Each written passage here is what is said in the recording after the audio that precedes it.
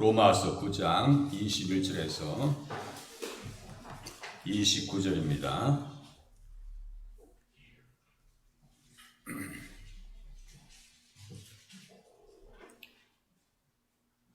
네, 뜻을 새기시면서 같이 합독을 하도록 하시겠습니다. 시작. 토기장이가 진흙 한 덩이로 하나는 귀 쓸 그릇을 하나는 천이 쓸 그릇을 만들 고난이 없느냐. 만일 하나님이 그의 진노를 보이시고 그의 능력을 알게 하고자 하사 멸하기로 준비된 진노의 그릇을 오래 참으심으로 관용하시고 또한 영광받기로 예비하신 바 긍휼의 그릇에 대하여 그 영광의 풍성함을 알게 하고자 하셨을지라도 무슨 말을 하리요? 이 그릇은 우리니 곧 유대인 중에서뿐 아니라 이방인 중에서도 부르신 자니라. 호세아에 그래도 이르기를 내가 내 백성 아닌 자를 내 백성이라 사랑하지 아니한 자를 사랑한 자라고 부르리라. 너희는 내 백성이 아니라 한 그곳에서 그들이 살아계신 하나님의 아들이라 일컬음을 받으리라 함과 같으니라. 또 이사야가 이스라엘에 관하여 외치되 이스라엘 자손들의 수가 비록 바다의 모래 같을지라도 남은 자만 구원을 받으리니 주께서 땅 위에서 그 말씀을 이루고 속히 시행하시리라 하셨느니라. 또한 이사야가 미리 말한 바 만일 만군의 주께서 우리에게 씨를 남겨두지 아니하셨더라면 우리가 소돔과 같이 되고 고모라와 같았으리로다 함과 같으니라. 아멘. 혹시 많이 더우시면 선풍기를 켜세요. 켜셔도 됩니다. 이 시간 호산나 찬양대 찬양 있겠습니다.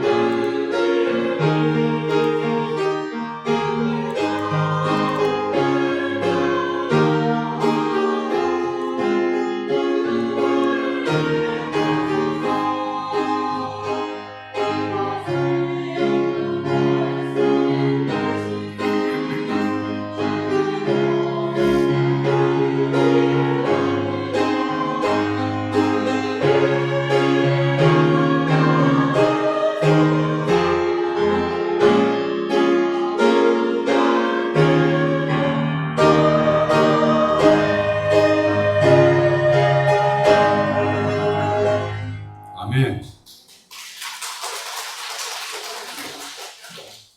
오늘은 아주 깊은 겨울에 조용히 눈이 내리는 것처럼 성가대 찬양이 마음에 와닿습니다. 감사합니다.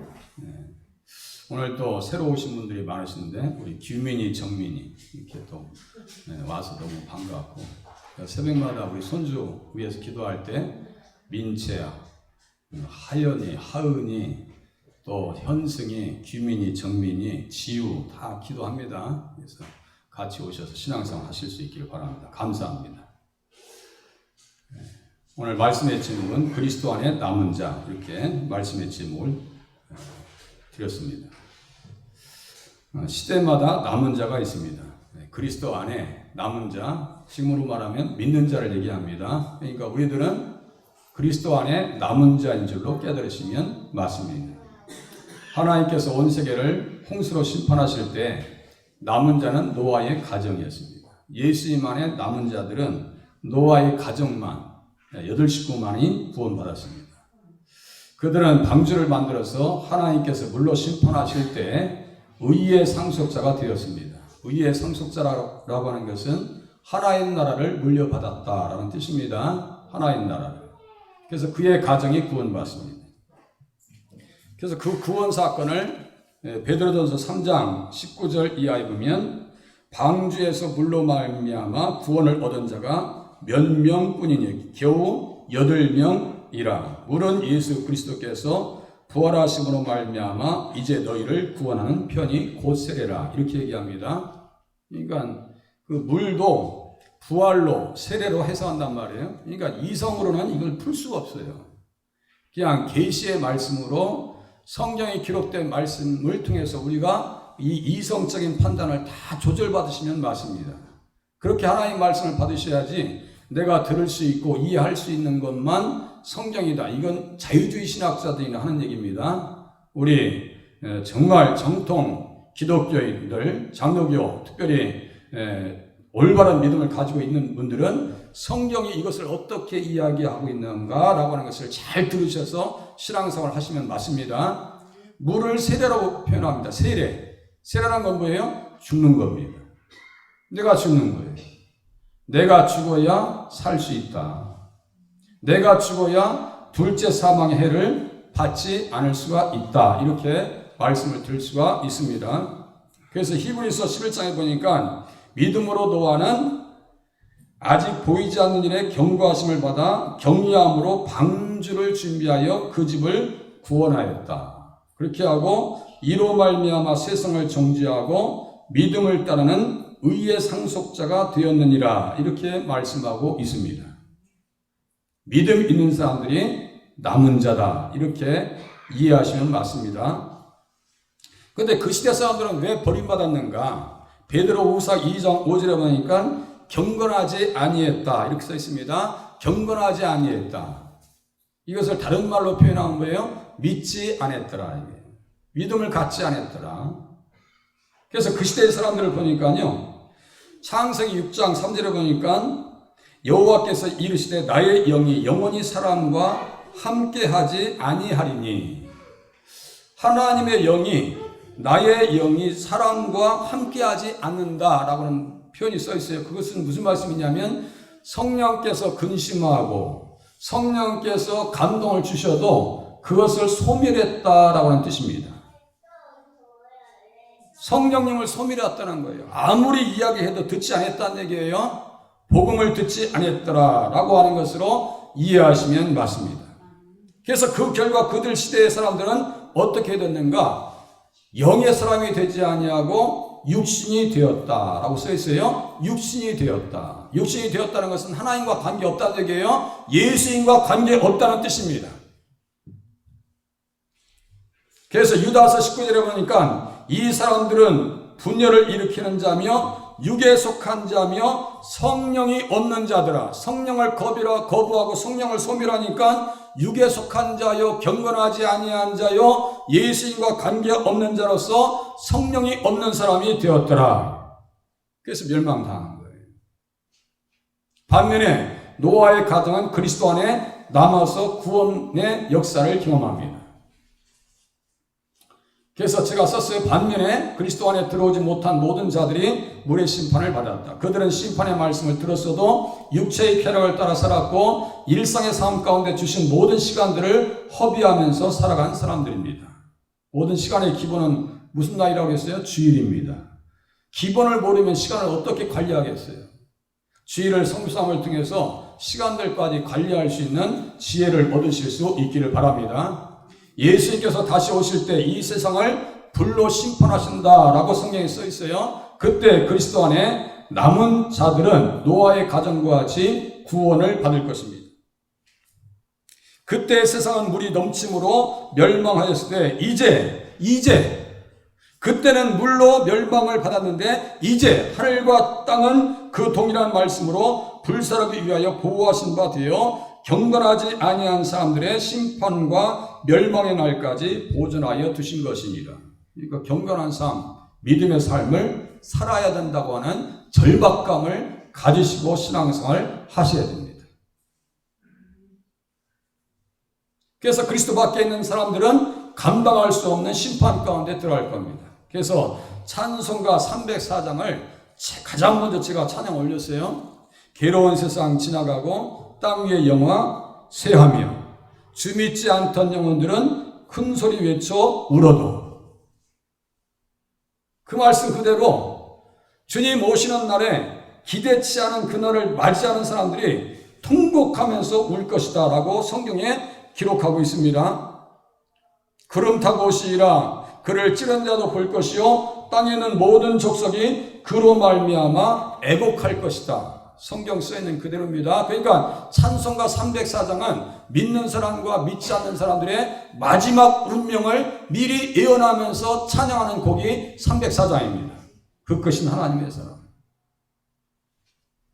찬송가 가사만 잘 알아도요 신앙생활을 하나님 앞에 잘할 수 있어요. 주님께서 다시 오실 때는 믿는 자들과 불신자들의 눈이 열려 그를 보게 될 것입니다. 본문은 국가적 환난과 심판의 때에도 남은 자가 있음을 가르쳐 줍니다. 어두워져가는 이 시대 그리스도 안에 남은 자들이 어떠한 자들인지 본문을 통해서 살펴보기를 원합니다. 그리스도 안에 남은 자들이 어떤 사람인가? 보세요. 그 사람들은 첫 번째 보니까 귀히 쓸 것이다. 이 시대에 예수님을 믿는 사람들은 귀하게 쓰임 받아야 될 사람인 줄로 깨달으시기를 바랍니다. 귀하게 쓰임, 직장에서도 인정받으시고요. 교회에서도 잘 쓰임받으시고 어느 곳에 가든지 머리가 되셔서 쓰임받는 자리에 서실 수 있기를 바랍니다. 토기장이가 진흙 한 덩이로 하나는 귀히 쓸 그릇을 하나는 천이 쓸 그릇을 만들 권한이 없느냐. 만일 하나님이 그의 진노를 보이시고 그의 능력을 알게 하고자 하사 멸하기로 준비된 진노의 그릇을 오래 참으심으로 관용하시고 써있어요. 여기 보니까 귀히 쓸 그릇, 천이 쓸 그릇 나옵니다. 원래 우리들은 어떤 그릇이었어요? 진노의 그릇. 이렇게 운유적으로 사람을 비유하고 있습니다. 토기장이는 창조주 하나님이시요 진흙 한 덩이는 인생들입니다. 우리 인생들이 진흙 한 덩이와 같아요. 그냥 먼지예요. 말려놓으면 먼지입니다. 돌아가셨을 때 보면 다 먼지예요. 먼지입니다. 하나님께서 귀히 쓸 그릇인 사람을 만드시고 생기를 그 코에 불어 넣어 주셨습니다. 그들을 통해서 영광 받으시기를 원하셨던 것입니다. 하지만 아담이 피조물인 주제를 모른 채 창조주의 위치에 나아가라는 옅뱀의 미혹에 사로잡혀서 타락한 이후에 모두 쓸모없는 진노와 멸망하기로 준비된 그릇이 되고 말았습니다. 참 쓸모없는 그런 그릇. 예. 그래서 전도서 2장 7장 29절에 보니까요. 사람을 정직하게 만들었었는데 사람이 많은 꾀들을 내었다 그랬어요. 사람이 잔꾀를 냈어요. 어떻게 잔꾀를 냈어요? 하나님처럼 되려고. 피조물인 주제를 알아야지. 어떻게 자기가 창조주와 같이 되려고 함부로 생각하다가 마귀의 미혹에 사로잡혀서 참혹하게 되는 깨어질 수밖에 없는 진노의 그릇이 되고 말았습니다. 그래서 여기 보니까 천이 쓸 그릇이다. 천이 쓸 그릇이다 그래요. 이것은 뭐냐면요. 부끄럽다는 뜻입니다. 부끄럽다는 뜻이에요. 그 말씀을 쭉 쫓아보니까요, 로마서 1장에 나와요. 부끄러운 그 그릇의 모습을 제가 읽어드릴게요. 부끄러운 모습의 그릇, 로마서 1장 26절. 이 때문에 하나님께서 그들을 부끄러운 욕심에 내버려 두셨으니, 버리는 거예요. 버림당한 그릇. 부끄러운 욕심에 내버려 두셨으니 곧 그들의 여자들도 순리대로 쓸 것을 바꾸어 영리로 쓰며, 그와 같이 남자들도 순리대로 여자 쓰기를 버리고 서로 향하여 음욕이 불릴 듯하며 남자가 남자와 더불어 부끄러운 일을 행하며, 그들의 그릇 때문에 상당한 보응을 그들 자신이 받았느니라.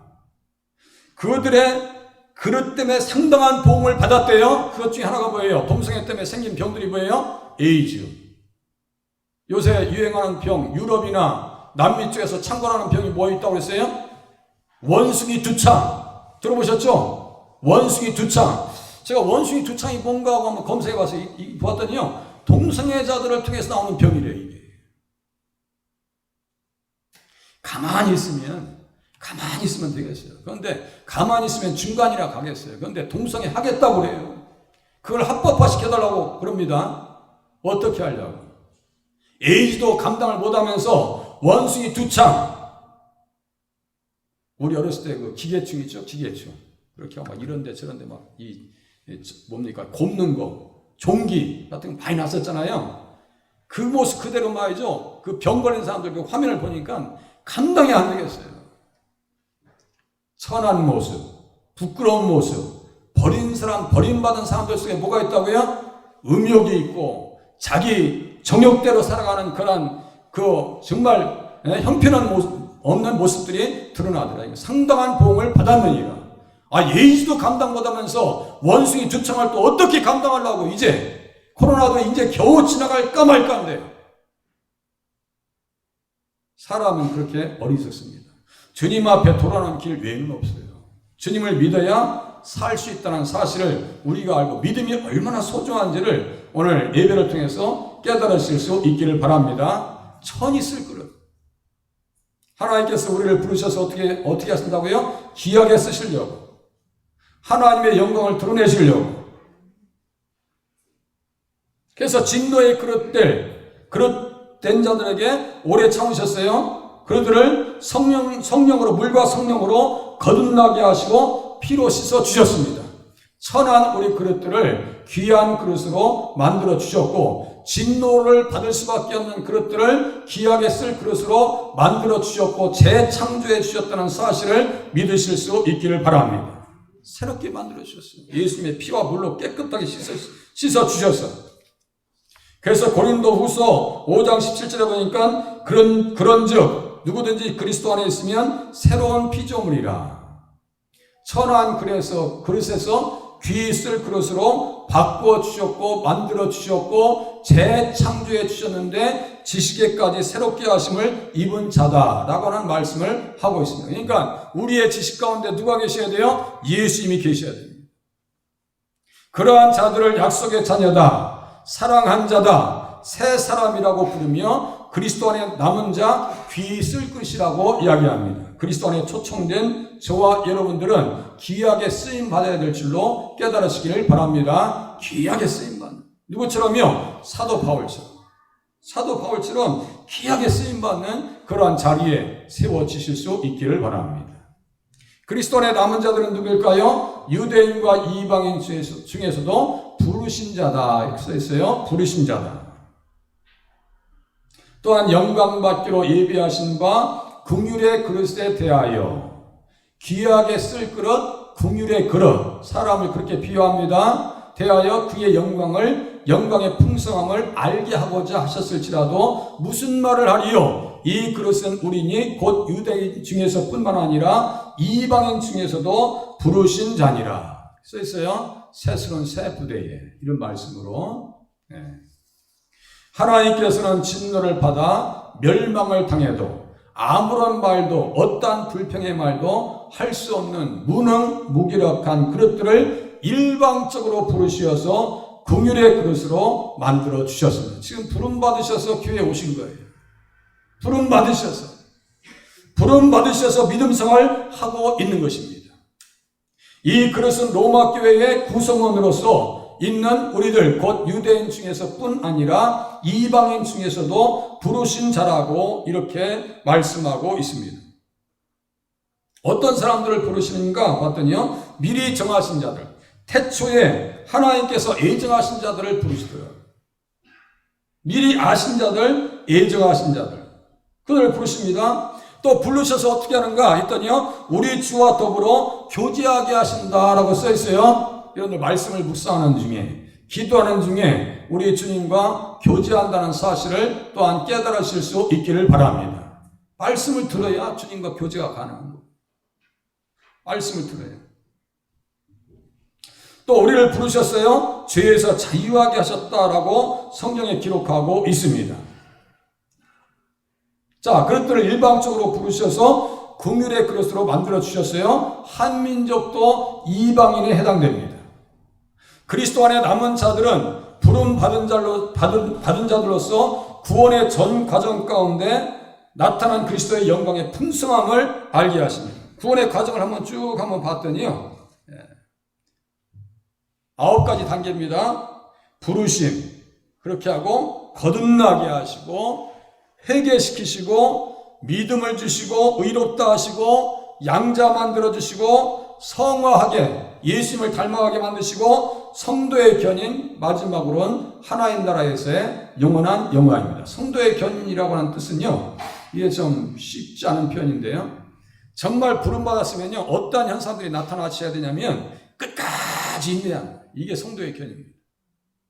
자, 보세요. 믿음을 가졌어요. 하나님 앞에 부름받았어요. 그럼 어떻게 한다고요? 우리 속에서는 끝까지 인내하게 하시는 것이 구원 과정 가운데 나타나게 하시는 은혜입니다. 어떤 일이 있어도요, 믿음 빼앗기지 않습니다.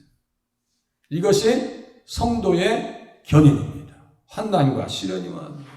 코로나 시대에도 믿음을 빼앗기지 아니하고 이 시간 주님 앞에 나오셔서 말씀을 듣는 저와 여러분들은 견인하게 하시는 하나님의 은혜를 경험하고 있는 줄로 깨달으시기를 바랍니다. 인내하게 하시는 하나님의 은혜, 끝까지 인내. 이것이 구원이 될 줄로 알고 끝까지 인내하는 거예요. 그것이 하나님의 은혜이고 구원 과정에서 나타나는 특별하신 사랑의 은혜입니다. 그들에게 어떻게 한대요? 풍성함을 알게 하십니다. 은혜의 풍성함을 알게 해요. 그래서 제가 수요일날 이제 말씀을 통해서 증거한 내용인데요, 우리는 어떻게 하나님 앞에 풍성한 사랑을 받았는가, 그 영광의 풍성함을 알게 하시는 은혜, 긍휼을 받았는가. 마태복음 18장과 연계해서 골로새서 2장 14절에 보니까, 제가 수요일날 질문 드린다고 했어요. 법조문으로 쓴 증서를 지우시고 제하여 버리셨다라고 써 있어요. 자, 마태복음 18장에 보면 1만 달란트 빚진 자가 나옵니다. 그 사람은 16만 년 동안 쉬지 않고 일해야 갚을 수 있는 액수인데, 우리 중에 100년 이상 살 수 있는 사람도 많지 않습니다. 16만 년 동안 일해도 갚을 수 없는 것은 그 액수는 복리입니다. 이자의 이자가 드러납니다. 그럼 우리는 돈으로 환산한다면 1만 달란트 빚진 자인데 하나님 앞에서 그 빚을 감당할 수 없는 사람들입니다. 그 빚진 증서가 어디에 있냐면 골로새서 2장 14절에 써 있습니다. 한번 펴보시기 바랍니다. 골로새서 2장 14절 앞에 띄워주세요. 우리가 얼마나 그리스도의 풍성한 은혜를 받았고 긍휼함을 받았는가, 이 말씀을 우리가 현실감 있게 깨달으셔야 됩니다. 얼마나 풍성한 은혜를 우리에게 주셨는가. 골로새서 2장 14절 이런 말씀들을 보면요, 야, 이게 웬 은혜인가 이렇게 마음속에서 느껴지셔야 돼요. 야, 웬 은혜인가. 골로새서 2장 14절 보세요. 같이 읽겠습니다. 앞에 보고 읽으세요. 앞에 보고 다 같이 시작. 우리를 거스르고 불리하게 하는 법조문으로 쓴 증서를 지우시고 제하여 버리사 십자가에 못 박으시고. 일단 읽으세요. 법조문으로 쓴 증서, 법조문으로 쓴 증서. 여기 쓴 증서가 뭐라고 있어요? 수요일날 예배 참석하시면 돼요. 그래요. 차용 증서. 예배 참석하시니까 답이 나오잖아요. 이 차용 징수입니다. 우리가 빛을 돈으로 환산한다면 마태복음 18장에 있는 내용과 같이 몇만 달란트 빚진 사람이라고요? 1만 달란트 빚진 사람. 그것을 데나리온으로 환산하면 6천만 데나리온. 1데나리온이 하루 품삯입니다. 1일 품삯이에요. 그것을 6천만 년을 나누니까 6천만 1을 나누니까 16만 년이 훨씬 넘습니다. 그 은혜를 우리가 받았다는 사실이에요. 그러니까 우리가 어떻게 돼요? 작은 실수나 누가 죄를 짓는다 해도요, 예수 믿는 사람들은 마음이 넓어서 아무런 문제가 되지 않아야 돼요. 다시 띄우세요. 다 끝나지 않았어요. 법조문으로 쓴 증서를 지우셨대요. 지우셨다는 거예요. 싹 없앴다는 거예요. 하나님께서는 우리가 지은 죄를 기억 속에서도 다 잊어버릴 정도로 우리의 죄를 용서해 주셨습니다. 그렇게 하고 제하여 버리셨다라고 하는 뜻은요, 옮기셨다는 거예요. 들어 올리셨다는 얘기예요. 들어 올리셨다. 그렇게 하고 바로 옆에 보니까 십자가가 나오네요. 제하여 버리사 십자가에 못 박으시고 써있어요. 제하셨다는 것은 우리 주님이 다 옮기셨다는 거예요. 우리의 죄가를 동이 서에서 먼 것과 같이 우리 죄가를 우리에게서 멀리 옮기셨으며, 죄로 말미암아 나타날 수 있는 고난과 시련과 재앙들을 다 해결해 주셨다. 그것을 둘째 사망의 해다라고 해도 과언이 아닙니다. 그래서 우리는 예수 믿어서 의문에 쓴 증서, 법조문으로 쓴 증서가 다 지워지면 우리는 재난과 재앙과 그것으로 결론되어지고 그 안에 다 연결되어져 있는 둘째 사망의 해에서 자유롭게 된 줄로 믿으시면서 신앙생활 하시기를 바랍니다. 나 자유 얻었네, 너 자유 얻었네, 우리 자유 얻었네. 그걸 한번 현실감 있게 한번 생각해 보세요. 내가 감옥에 갇혀 있어야 되는데 풀어줬어요. 야, 자유롭게 살 수 있게 해주셨어요. 어떻게 살아야 돼요? 긍휼의 그릇처럼, 귀하게 쓰는 그릇처럼 사도 바울과 같이 몸과 마음을 아끼지 아니하고 주님 앞에 그렇게 쓰임받는 자리에 나가실 수 있기를 바랍니다. 십자가에 못 박히셨어요. 못 박게 하셨어요. 다 해결해 주셨어요. 이제 다시 돌려놓으세요. 그리스도 안에 남은 자들은 부름받은 자들로서 구원의 전 과정 가운데 나타난 그리스도의 영광의 풍성함을 알게 하셨습니다. 돈으로 계산하면 금방 나옵니다. 1만 달란트 의문에 쓴 증서를 지워주셨어요. 1만 달란트를 파산 다 해결해 주셨다니까요.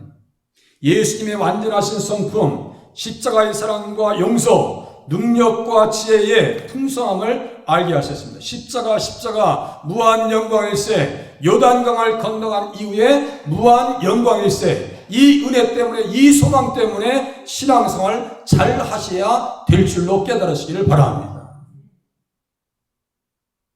예정하신 중에 창조 전에 예정하셔서 부르시고 믿음을 허락해 주시고 거듭나서 의로운 사람으로 만들어 주셨습니다. 자녀를 만들어 주셔서 양자의 영을 우리에게 허락해 주셨고 하나님을 아버지라 부를 수 있는 은혜로 우리에게 덧입혀 주셨습니다. 정결한 그릇으로 만들어 주셨어요. 약속하신 성령으로 사랑과 긍휼을 부으셔서 거룩하고 영화롭게 해주셨습니다. 그러니까요, 보니까 성령으로 다 부으셨대요. 사도행전 2장 33절에 보니까 성령을 아버지께 받아서 너희가 보고 듣는 이것을 부어주셨느니라. 하나님의 풍성한 사랑을 성령으로 말미암아 우리 마음 가운데 부어주셨어요. 주의 성령으로 말미암아 하나님의 사랑이 우리 마음에 부은 바 되었다. 사랑이 다 부어져. 우리가 지금 깨닫지 못할 뿐입니다. 성령을 풍성히 부어주셨다. 디도서 3장 6절에 써 있습니다. 그렇게 하고 부어주셔서 영생의 소망을 따라 상속자가 되게 해주셨다라고 써 있습니다. 상속자가 되게 해주셨다. 우리 편에서는 어떻게 써 있냐면요, 고린도전서 12장 13절에 보니까 다 성령을 마시게 하셨느니라. 다 성령을 마시게 하셨대요. 그리고 성령 충만을 받았대요. 세수에 취했대요. 그래서 제가 예배 전에 묵도할 때 제가 읽어드렸습니다. 고린도전서 15장 10절. 그러나 내가 나된 것은 하나님의 은혜로 된 것이니 내게 주신 그의 은혜가 헛되이 되지 아니하며 내가 모든 사도보다 더 많이 수고하였으니. 성령 충만 받았어요. 사랑을 부음받았어요. 그러면요, 성령과 믿음과 의와 구원을 선물 받았어요. 그럼 어떻게 살아야 돼요? 정말 주님 앞에요, 몸과 마음을 아끼지 아니하고 시간을 아끼지 아니하고 주님 앞에 충성하는 자리에 세워지실 수 있기를 바랍니다. 부름 받았어요. 어린이 찬송가 중에서 그런 찬양이 있어요. 성령 충만 받고서 기도 대장 될래요. 성령 충만을 받고서 전도 대장 될래요. 성령 충만을 받고서 봉사대장, 순종대장 될래요. 그러한 심지로 거듭나실 수 있기를 바랍니다.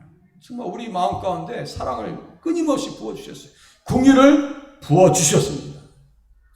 그 사랑 앞에 감사하면서 여러 가지 모양으로 기도로 헌신으로 봉사하면서 하나님 앞에 응답하시면서 살아가실 수 있기를 바랍니다. 이것이 왜 은혜입니까? 그리스도 안에 남은 자들은 또 어떤 사람들이에요? 살아계신 하나님의 자녀이다. 이렇게 써 있습니다. 9장 25절에 보니까 호세아의 글에도 이르기를 내가 내 백성 아닌 자를 내 백성이라 사랑하지 아니한 자를 사랑한 자라 부르리라. 진도에 그러셨어요. 원래 우리는 그릇으로 보면 내 백성이 아니었어요. 사랑받을 수 있는 입장이 아니었습니다. 그런데 하나님의 백성 삼아 주셨어요. 사랑한 자들하고 불러주셨습니다. 너희는 내 백성이 아니란 그곳에서 그들이 살아계신 하나님의 아들이라 일컬음을 받으리라 함과 같으니라. 이렇게 써 있습니다. 하나님의 자녀 옆에 보니까요, 어떤 말씀이 있었느냐 보니까요, 부활의 자녀래요. 자, 하나님의 자녀, 살아계신 하나님의 자녀가 됐어요. 여기 보니까 26절 중간에 보니까 그들이 살아계신 하나님의 아들이라 하나님의 자녀라 일컬음을 받으리라. 그리스도 안에 남은 자, 믿는 자들은 어떤 사람이라고요? 하나님의 자녀입니다. 하나님의 자녀 바로 옆에 보니까요, 부활의 자녀라고 써 있어요. 누가복음 20장 36절. 성경을 이렇게 본 거예요. 똑같은 내용을 다룹니다. 그러면 가만히 보니까 하나님의 자녀는 부활의 자녀구나. 그러니까 우리는 어떤 사람이에요? 부활 얻기에 합당한 자녀다. 이렇게 또 써 있어요. 누가복음 20장 36절 한번 펴보세요. 누가복음 20장 36절 성경 한번 펴보세요.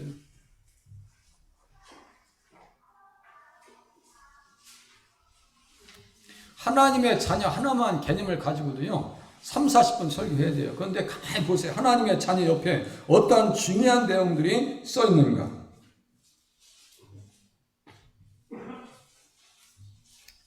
누가복음 20장 36절.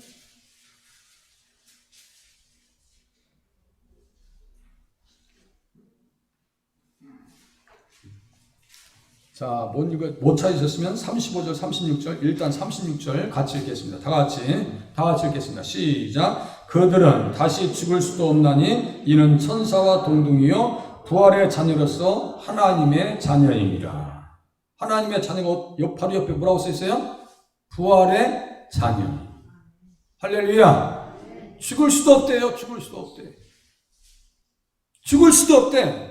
그리고 35절 보세요. 35절 위에 35절 같이 읽겠습니다. 같이 시작. 저 세상과 및 죽은 자 가운데서 부활함을 얻게 합당히 여김을 받을 자들은 장가가고 시집가는 일도 없으며. 다시요. 저 세상이 어디예요? 저 세상이 천국이에요. 여기 보니까 부활함을 얻게 합당히 여김을 받은 자들, 이것이 정말 깨달아질 수만 있다면, 내가 가슴으로 이 말씀을 품을 수만 있다면 대충 살 수가 없습니다. 그리고 우리가 하나님의 자녀가 되면 나중에 부활할 때 어떻게 되는지 보세요. 요한일서 3장, 이제 펴지 마시고 힘드시니까 요한일서 3장 2절 펴주세요. 요한일서 3장 2절, 요 앞에만 보세요. 요한일서 3장 2절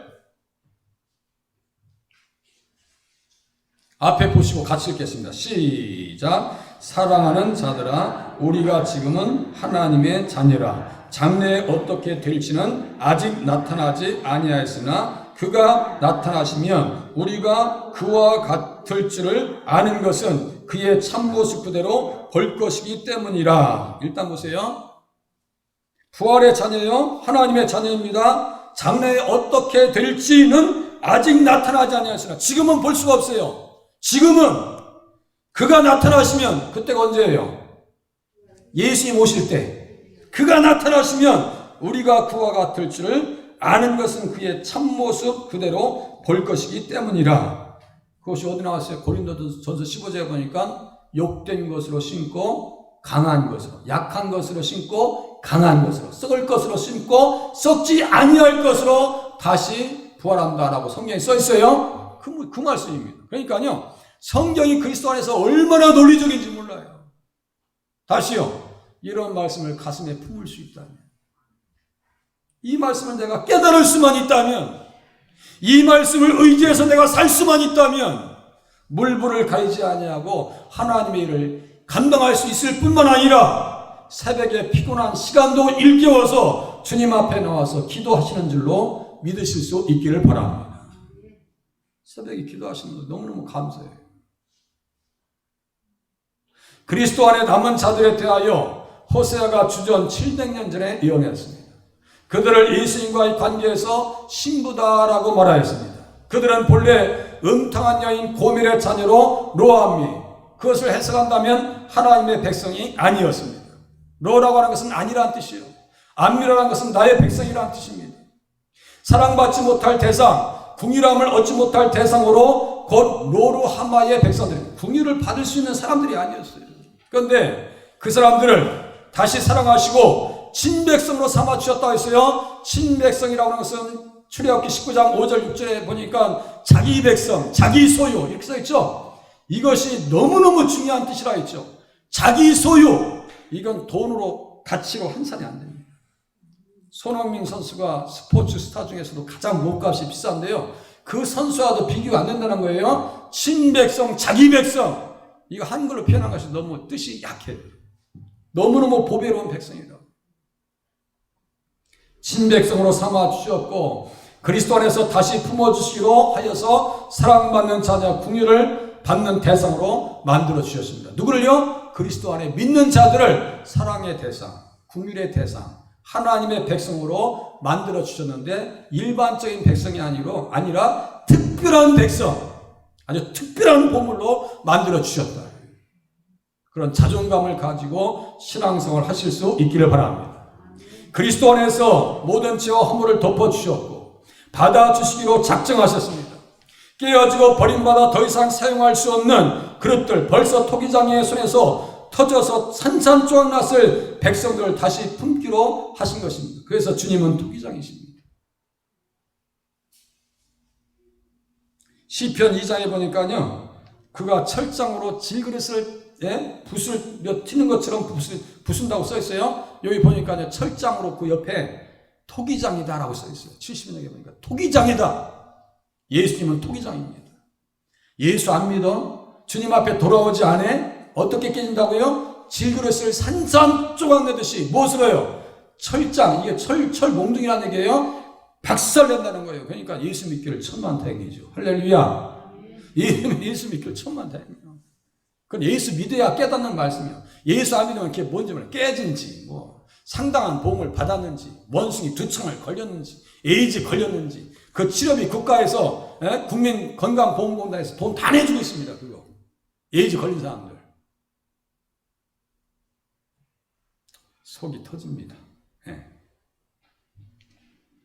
그리스도 안에서 남은 자는 살아계신 하나님의 자녀들입니다. 이 말씀을 가만히 쫓아가면은 이렇게 해줬어. 내가 너희들 이렇게 해줬어. 그러면 이렇게 살았으면 좋겠다라고 하는 하나님의 요구가 사도들을 통해서 우리에게 기록된 말씀이 있어요. 제가 읽어드릴게요.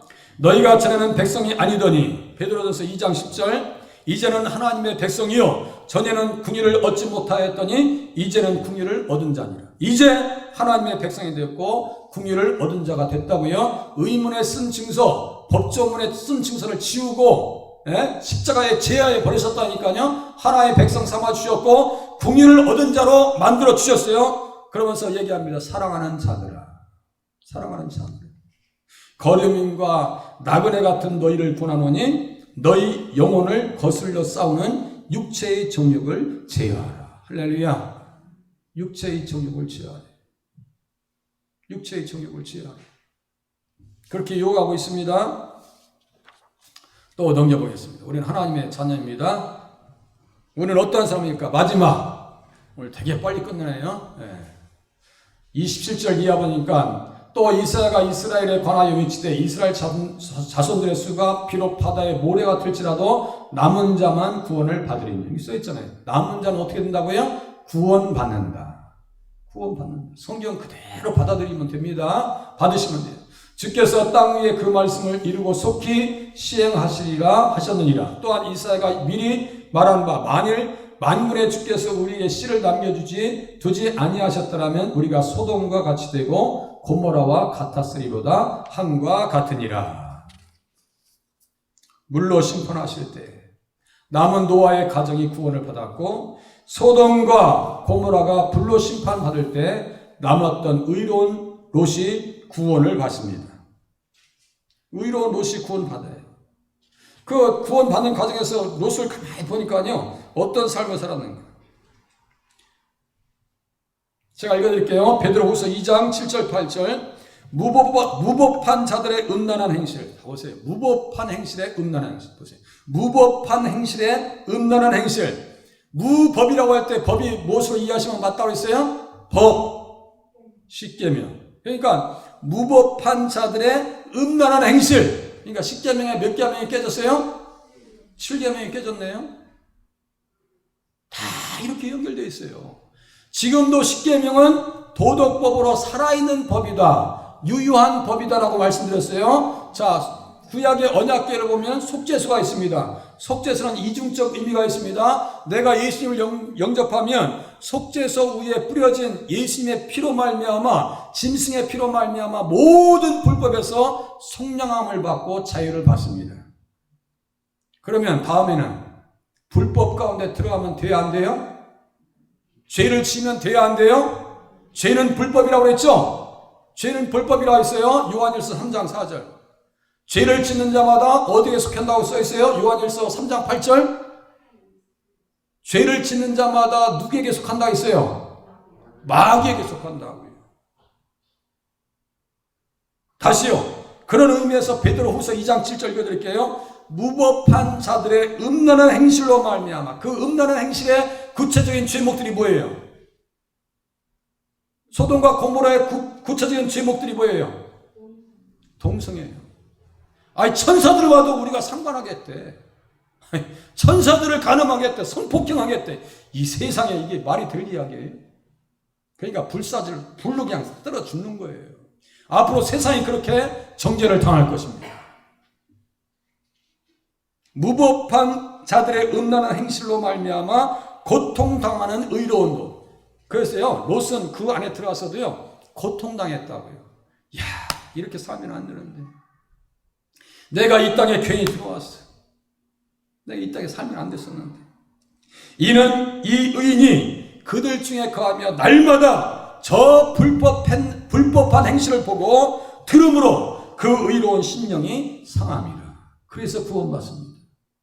다 불로 다 멸망했어도 그냥 불 가운데서 구원받은 사람이 누구예요? 아브라함의 조카 롯입니다. 불법 때문에 의로운 심령이 상했다. 여러분들 마음이 주님 앞에 나오지 아니하면 상한 심령 정도까지 수준에 이르렀습니까? 이르지 않았습니까? 애통하는 심령이 있어요, 없어요? 없으면 한참 들으셔야 돼요. 아니, 하나님의 뜻대로 살지 못하는데 마음이 애통하지 않아요. 마음이 찢어지는 것 같지 않아요. 근데 대신에 그런 때는 찢어지죠. 또 자존심 상하고, 기분 나쁘면 막 속이 터지지. 그건 애통하는 심령이 아니에요. 애통하는 심령을 주님이 위로하시고, 주님이 받으시는데요. 그건 애통하는 심령. 기분 나빠서 막 짜증나가지고 막 그냥 집에 들어와서 부모님한테 화내고. 그것은요, 애통하는 심령이 아니요. 그거는. 애통하는 심령이 뭐라고요? 불법한 행실을 들으면서 그 의로운 심령이 상했더라. 그러니까 롯이 구원받았습니다. 누구를 그래도 바라본 거예요? 예수님을 바라본 줄로 믿으시기를 바랍니다. 우리 주님 재림하실 때 온 세상이 불로 심판을 받을 것입니다. 북왕국 이스라엘이 심판을 받아 멸망하고 아스르로 끌려갈 때에 이사야가 활동하고 이사야가 이스라엘에 관하여 외치되 9장 27절 이거 지금 이사야 이야기입니다. 그때 남왕국 유다도 하나님의 넘치는 공의로 말미암아 바벨론에 의해서 심판받아 멸망받아야 될 위치에 있었습니다. 그러면서 그때 우리에게 씨를 두지 아니하셨더라면 남은 자만 구원을 받으리라 이렇게 써 있어요. 그러니까 이사야가 외치고 들었던 그 청중들은 어떤 사람이 되라고 지금 이사야가 말하고 있는 거예요? 그리스도 안에 남은 자가 되라고, 예수 믿는 사람이 되라고, 십자가를 의지하고 부활의 복음을 의지하라고 하는 그 선지자의 외침을 이 시대도 우리의 가슴으로 들으실 수 있기를 바랍니다. 예수 잘 믿으셔야 돼요. 예수 반드시 믿으셔야 됩니다. 예수 믿음을 포기하시면 안 됩니다. 믿음의 유산을 우리 규민이와 정민이에게 물려주셔야 돼요. 물려주시려고 이렇게 오신 거 아니에요. 한 사람도 우리 천국에서 만나지 못한 사람 있으면 안 돼요.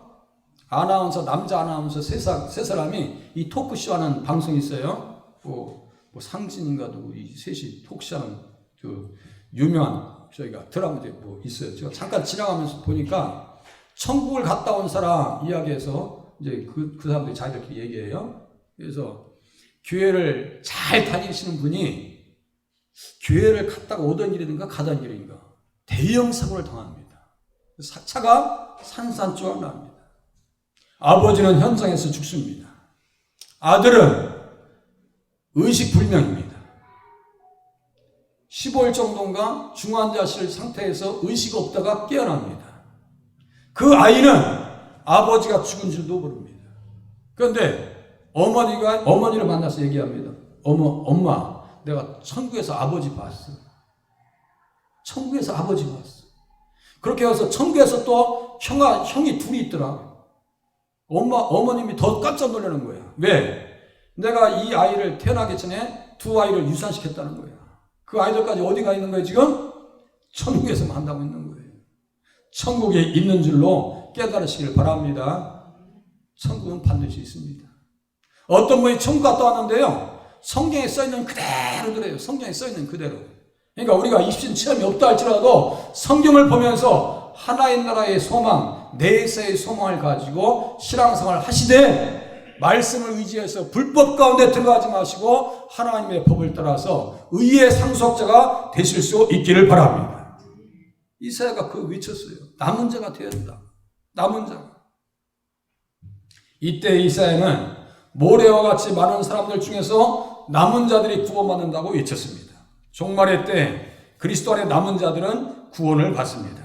그래서 이사야서 10장 21절 22절 제가 읽어드릴게요. 남은 자, 곧 야곱의 남은 자가 능하신 하나님께로 돌아올 것이다. 남은 자는요, 주님 앞에 돌아온다고. 다시요, 이스라엘이여 내 백성이 바다의 모래 같을지라도 남은 자만 돌아오리니 넘치는 공의로 파멸이 작정되었습니다. 남은 자는 돌아온대요. 돌아온다는 것이 어딜까요? 돌아온대요. 어디예요? 예? 가나안 땅에 다시 돌아온다는 거예요. 다시 돌아온다는 거예요. 지금으로 말하면 다시 돌아온 데가 어디예요? 교회입니다. 우리가 갈 곳이 어디예요? 천국인 줄로 믿으실 수 있기를 바랍니다. 이제요, 열심히 신앙생활 하셔야 돼요. 말씀 나누겠습니다. 자, 예수님 어떤 분이십니까? 토기장이가 되십니다. 철장으로 질그릇을 부수듯이 라고 할 때 그 철장 옆에 누구라고요? 예수님은 토기장이시라고. 토기장으로서 진노 대신에 우리를 향해서 긍휼을 베풀어 주신 분이십니다. 맞죠? 남겨진 자들을 통해서 영광 받으시기를 원하십니다.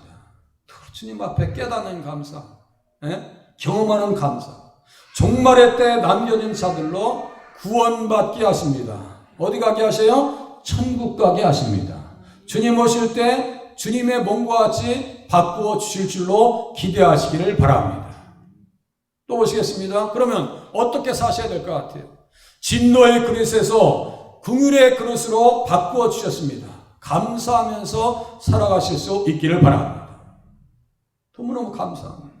구원의 가정 가운데 나타난 풍성한 사랑을 전하면서 살겠습니다. 1만 달란트 빚을 탕감해 주셨으니 의문에 쓴 증서를 주님께서 십자가에서 다 지워주셨으니 그 풍성한 사랑을 전하면서 사시기를 바랍니다. 종말의 때 그리스도 안에 남은 자 구원받을 새 사람으로 살겠습니다. 열정 가지고 바울과 같이 넘치도록 수고할 수 있는 장을 열어가시기를 바랍니다. 또 보시겠습니다. 기도의 제목, 그러니까 말씀 모르면요 기도가 안 돼요. 보세요. 기도의 제목, 예수님의 과분한 사랑을 깨닫게 하소서. 아직도 깨닫지 못한 감사가요 너무너무 많습니다. 빙상 일각도 안 돼요. 너무너무 많습니다. 성령 충만함으로 헌신자가 되게 하시옵소서. 예배 드리는 것 이것도 헌신이지만 다 하나님 앞에 헌신할 수 있는 기회를 찾아보실 수 있기를 바랍니다. 하나요. 거듭난 자요 남은 자답게 살게 하시옵소서. 의로운 심령이 상하고 애통한 심령이 되어서 주님이 상한 심령을 받으신다라고 하는 사실을 아시기 바랍니다. 자, 같이 우리가 20초 30초 동안 이 말씀을 생각하시면서 기도 제목을 생각하시면서 같이 함성으로 말씀을 묵상하면서 기도하겠습니다.